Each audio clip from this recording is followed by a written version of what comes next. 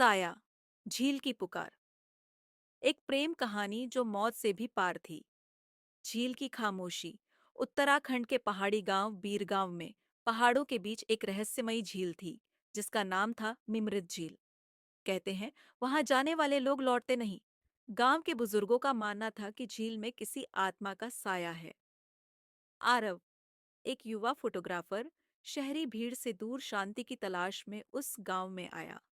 उसका इरादा था झील की खूबसूरती को अपने कैमरे में कैद करना। लेकिन उसे नहीं पता था वह जिस झील की तस्वीर लेने आया है, वहां किसी की नजरें उसकी हर हरकत पर हैं। गांव वालों ने उसे चेतावनी दी, बाबूजी, झील मत जाना। रात के वक्त तो बिल्कुल नहीं। वहां वो अब भी इंतजार कर रही है। लेकिन आरव ने मुस्कुराते हुए कहा, डर और फोटोग्राफी साथ नहीं चलते। अनजानी मुलाकात। झील के किनारे एक शाम आरव को किसी के रोने की आवाज सुनाई दी। धुंध में एक लड़की बैठी थी, पलकों से झील की ओर ताकती हुई।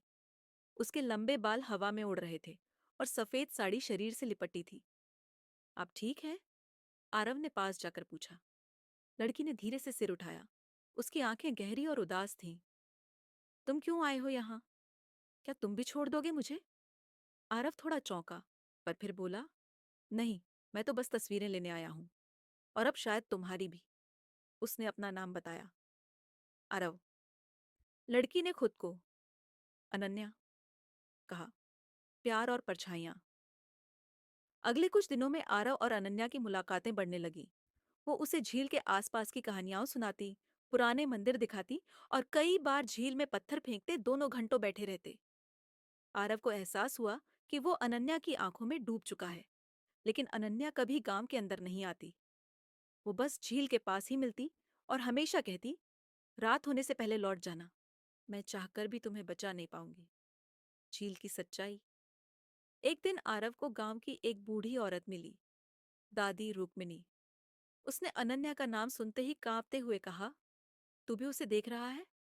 हे भोलेनाथ, वो तो 10 साल पहले मर चुकी है बेटा। आरव हंस पड़ा।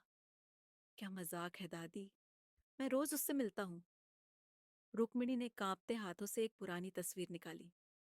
उसी लड़की की तस्वीर। ये तस्वीर उसके अंतिम संस्कार के दिन की है बेटा। अनन्या ने खुद को झील में डुबो दिया था। अपने मंगेतर की मौत के बाद उसकी आत्मा यहीं भटक रही है। साया जागता है। अब आरव की रातें बेचैन होने लगी। वो अनन्या से मिलने फिर झील गया। तुम मर चुकी हो? उसकी आवाज कांपी। अनन्या की आंखों से आंसू बहे, लेकिन उसके चेहरे पर दर्द